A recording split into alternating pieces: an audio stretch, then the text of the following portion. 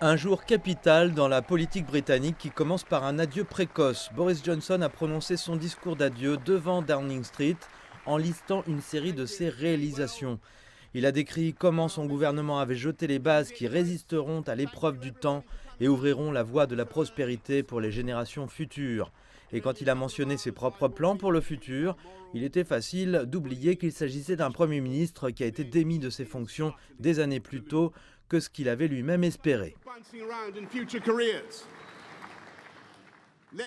En ce qui a trait au rebondissement dans les carrières futures, permettez-moi de dire que je suis maintenant comme l'une de ces fusées d'appoint qui a rempli sa fonction. Je ne rentrerai pas gentiment dans l'atmosphère et ne m'écraserai pas invisiblement dans un coin éloigné et obscur du Pacifique. Et comme Cincinnatus, je retourne à ma charrue et offrirai à ce gouvernement le soutien le plus fervent.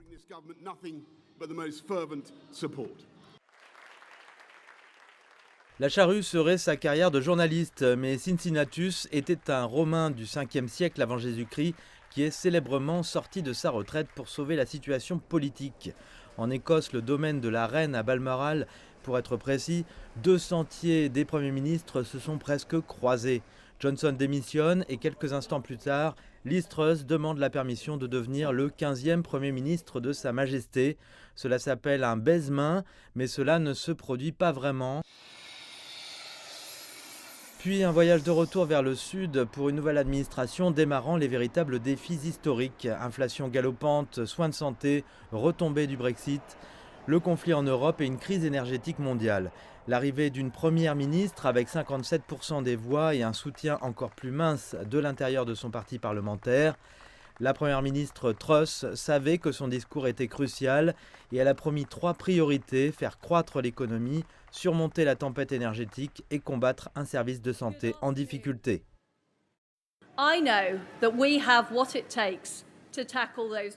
Je sais comment il faut le faire et ce qu'il faut faire pour relever ces défis.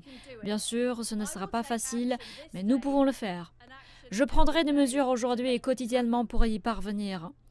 Notre pays a été construit par des gens qui réalisent des choses.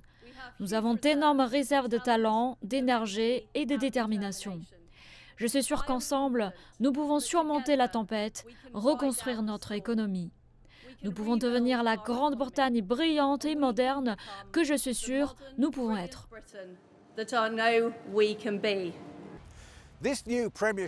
Ce nouveau poste de Premier ministre est sans précédent, non seulement en raison de la manière dont il a été contesté et gagné, mais aussi en raison de l'intensité des problèmes nationaux qu'il est maintenant nécessaire de résoudre. Il est presque impossible d'évaluer les défis et le niveau d'attente dans tout le pays. Le jugement de la population sur la performance de Liz Truss sera probablement rapide et sans compromis. Cette évaluation commencera probablement lorsqu'elle sera confrontée à ses premières questions de Premier ministre mercredi à la Chambre des communes.